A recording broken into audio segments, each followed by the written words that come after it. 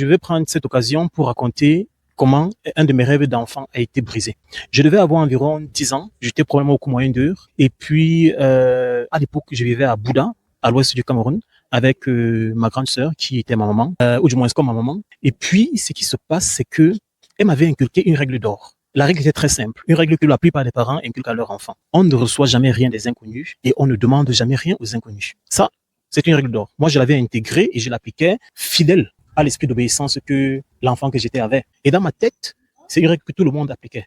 À minima, tous les adultes. Les enfants pouvaient de temps en temps déconner, mais les adultes, ils respectaient la règle. On ne demande jamais rien aux inconnus. Le concept de pauvreté, je ne le connaissais pas, jusqu'à ce que je remarque un monsieur sur le chemin de l'école qui mendiait. Non seulement il demandait à des inconnus, mais en plus, il recevait des inconnus. Et ça me choquait. Je ne comprenais pas le concept. Je ne comprenais pas le principe. Parce que pour moi, la règle, c'est qu'on ne demande pas aux inconnus et on ne reçoit pas des inconnus. Et que si c'est une règle qu'on applique aux enfants, c'est qu'à fortiori, tous les adultes devraient le savoir et devaient aussi faire ainsi. Mais ce monsieur-là, ce mendiant-là, lui, ne respectait pas la règle. Et moi, ça me perturbait. Mais ce qui me perturbait encore plus, et c'est ça qui m'a marqué pendant des dizaines d'années, c'était le fait qu'il y avait des adultes, du moins la plupart des adultes, qui le voyaient, passaient devant lui indifférents, un peu comme si de rien n'était, comme si c'était normal. Il y en avait même qui passaient avec un sachet de beignets ou bien un sandwich et qui mangeaient en le regardant commander, mais sans réagir à sa demande. Et ça me perturbait.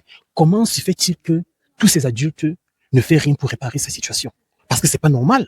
Normalement, quelqu'un ne doit pas être si démuni qu'il soit obligé de briser la règle d'or et de demander des choses aux étrangers et même de recevoir des choses des étrangers. Normalement, ça ne doit pas exister. Donc, en principe, les adultes devaient faire quelque chose. En plus de tout ça, pour l'enfant que j'étais, il y avait une idée reçue selon laquelle les adultes ont toujours un peu d'argent dans leur poche.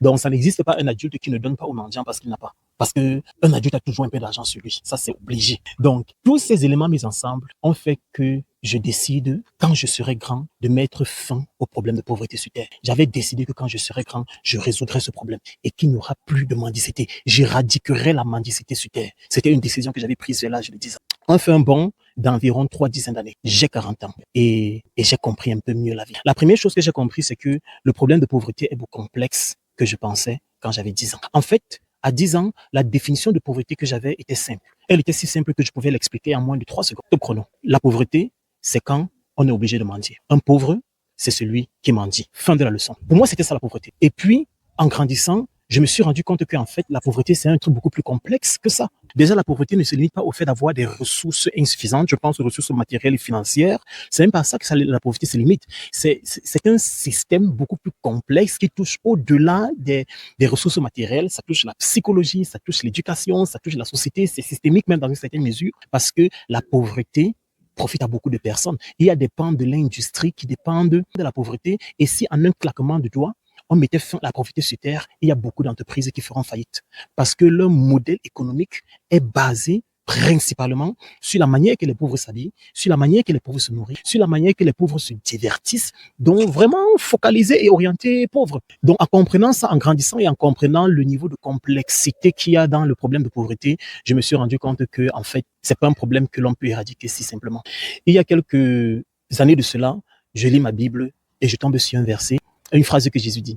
Juste pour le contexte, ce qui se passe, c'est qu'il avait ses disciples et puis il y a une dame qui a un parfum de grande valeur selon la Bible et qui arrive vers Jésus et qui décide de laver les pieds de Jésus pour lui exprimer sa désolation et elle donne ce qu'elle a de plus cher, notamment ce parfum. Et Judas, un des disciples, il voit la scène et il dit que c'est un gâchis. Dans un certain sens, il a raison. Parce que quelques minutes plus tard, quelques heures plus tard, Jésus va ressortir, marcher dans la rue, poussiéreuse, et puis se ressalir. Donc, il dit c'est un gâchis, et puis il dit on aurait dû vendre ce parfum, prendre de l'argent et le partager aux pauvres. C'est raisonnable comme suggestion. Mais Jésus, à cela, il va répondre que les pauvres, vous les aurez toujours avec vous. Comme quoi, dans sa vision de l'humanité, même dans l'avenir, il y a encore les pauvres. C'est dire à quel point le problème de pauvreté est complexe. Et même s'il n'était pas complexe, il est intégré et associé à l'humanité. C'est quelque chose qui aura toujours parmi nous les humains.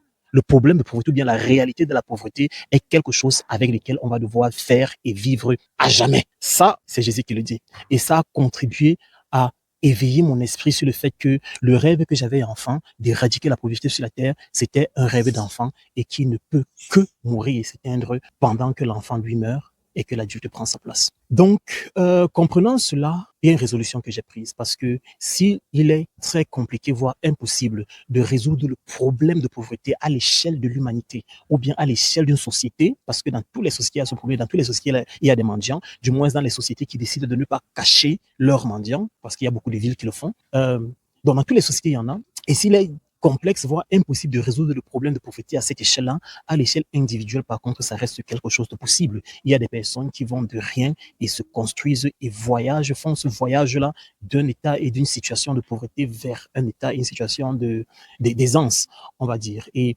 il y a deux leviers principaux. C'est d'abord le changement de mentalité, puisque le problème de pauvreté, il est d'une part systémique, d'autre part éducationnel, mentalité, et troisièmement, il est matériel ou financier.